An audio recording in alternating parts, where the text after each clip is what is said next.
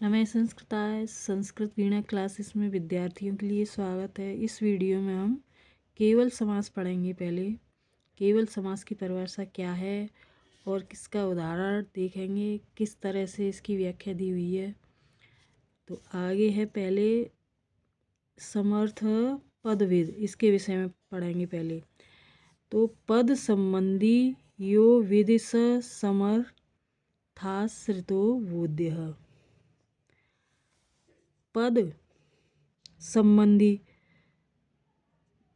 पद संबंधी पद को उद्देश्य करके यानी कही हुई जो विधि है वह समर्थ पदों में जानी जाती है।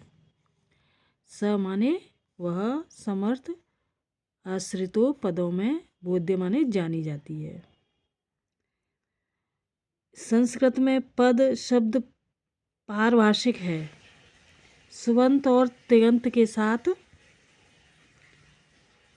दो पद कहे गए हैं। तो सुबंत और तिङंत, सुबंत का तो मैंने वीडियो डाल दिया है और तिङंत का और डाल देंगे।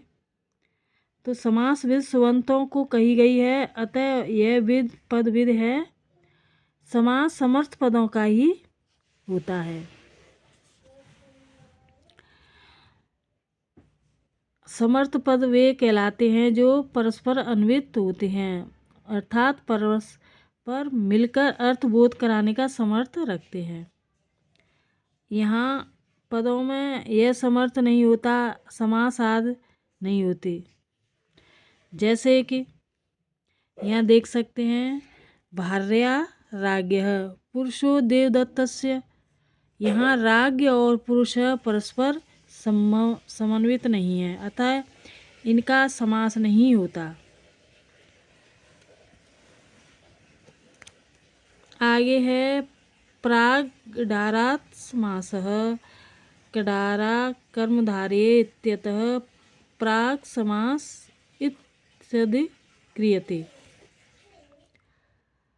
तो प्राग यानी कडारा, कडारा कर्मधारय सूत्र से पहले समास का अधिकार है। कडारा कर्मधारय सूत्र से पहले समास का अधिकार अर्थात समास का प्रकरण है, था समास का प्रकरण है। तो सह सुपा आगे है। सुबंत का सुबंत के साथ सुप सुपा यानी सुबंत का सुबंत के सह माने साथ विकल्प से वा यानी विकल्प से समास होता है। समासत्वात् प्रातिपदिकत्वेन सुपो लुक, इस तरह से दिया हुआ है यहाँ पर।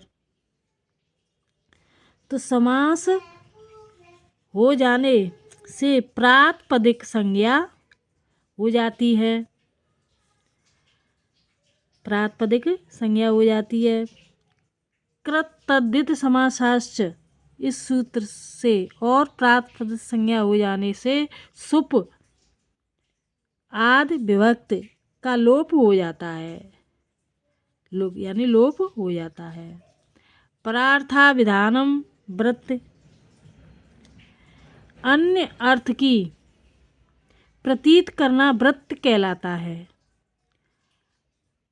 प्रत्यय अथवा अन्य पद के अर्थ सहित जो विशिष्ट अर्थ हो जाता है वह परार्थ है।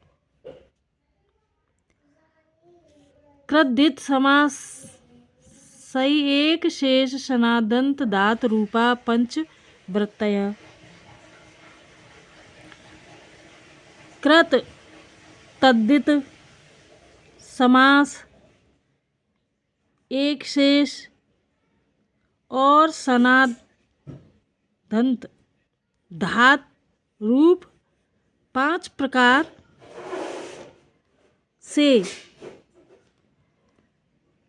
यह 5 प्रकार की वृत्तियां हैं यानी पंचवृत्तें। तो ये वृत्त कहलाती हैं, पर प्रधान वृत्त। यहाँ परा यानी अन्य अर्थ की जब प्रतीत होती है वो व्रत है, तो वो व्रत 5 प्रकार की हैं। इस तरह से यहाँ पर व्रत अर्थ बोधक वाक्यम विग्रह, व्रत के अर्थ का बोध कराने वाले वाक्य को विग्रह कहते हैं। वह च माने और वह लौकिक को अलौकिक कह चेत दुधा, यह वह लौकिक और अलौकिक 2 प्रकार का है, यानी लौकिक और अलौकिक। तत्र पूर्वम भूतो भूतपूर्व लौकिकः, लोक में जिसका प्रयोग किया जाता है वह लौकिक विग्रह है। भूतो भूतपूर्व इति लौकिकः, तो इसका ये समस्त पद है भूतपूर्व इति लौकिकः, उसका लोक में प्रयोग किया जाता है। और अलौकिक विग्रह भेद से पूर्वम अभूत अलौकिक, लौकिक में जिसका प्रयोग होता है वह भूतपूर्व समस्त पद हो गया। भूतपूर्व पहले हुआ वाक्य का लोक में प्रयोग किया जाता है, ये बता चुकी हूँ। पूर्वम भूत सु अलौकिक, यह अलौकिक का है। पूर्व अम भूत सु, यह भूतपूर्व अलौकिक विग्रह है। भूतपूर्वे चरणित,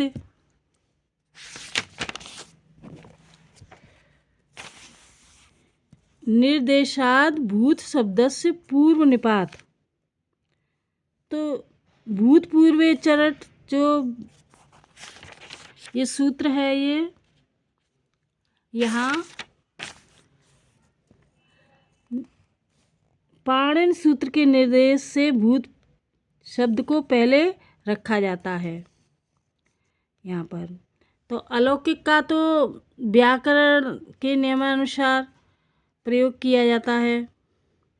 यहाँ इसकी इवेन समासो विभक्ति विकल्प से विभक्तेन लोपस्य वागर्थौ वागर्थावेव, इस तरह से यहाँ पर और व्याख्या देख लो, अच्छी तरह से व्याकरण टिप्पणी दी हुई है इसमें। तो पहले हुआ पूर्व भूत इस लौकिक विग्रह में, तथा पूर्व अम भूतसु इस अलौकिक विग्रह में सहसपा सूत्र से पूर्व और भूत शब्द का विकल्प से समान होता है। समास हो जाने पर कृत तद्दिश समासार्थ से प्रातिपदिक संज्ञा होकर सुपो धात प्रातिपदिकों से अम और सु विभक्ति का लोप हो जाता है। यहाँ भूतपूर्वे चरट इस पाणिनि सूत्र के निर्देश से भूत शब्द को पहले रखा जाता है। पूर्व अनुपात अब भूतपूर्व शब्द की प्रातिपदिक संज्ञा होने से शुभ विभक्त प्रथमा एक वचन आकर उसे विसर्ग होकर भूतपूर्व शब्द बन जाता है। इवेन समासो विभक्त लोपस्य, तो इव के साथ सुबंत का समास होता है और विभक्त का लोप नहीं होता। इस तरह से वागर्थो इव वागर्थाविव,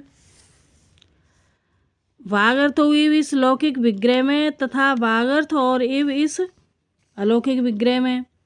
वागर्थौ का इव के साथ समास होता है, यहाँ औ विभक्त का लोप नहीं होता। यहाँ समास होने का फल एक पद होना, समास का स्वर हो जाना, इस तरह से है इसकी व्याख्या।